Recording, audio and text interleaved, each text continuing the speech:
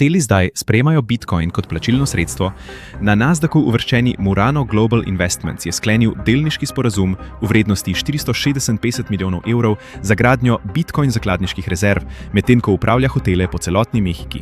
Nepremičninska družba s 740 milijoni evrov tržne kapitalizacije je kupila 21 bitcoinov v vrednosti 1,95 milijona evrov in se pridružila zavezništvu Bitcoin za korporacije, ki ga vodijo uveljavljeni institucionalni uporabniki.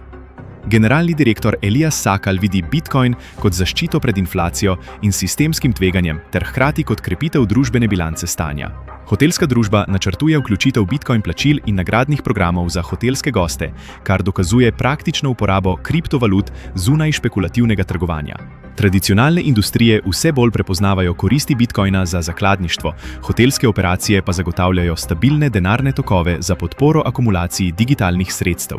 Muranovo strateško preusmerjanje potrjuje vlogo Bitcoina v konzervativnih poslovnih sektorjih, ki iščejo zaščito pred inflacijo in optimizacijo bilance stanja.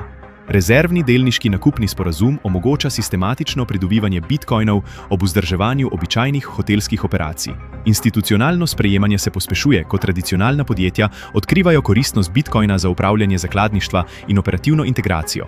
Korporativno sprejemanje bitcoina se širi izven tehnoloških podjetij v uveljavljene industrije, kot sta gostinstvo in nepremičnine.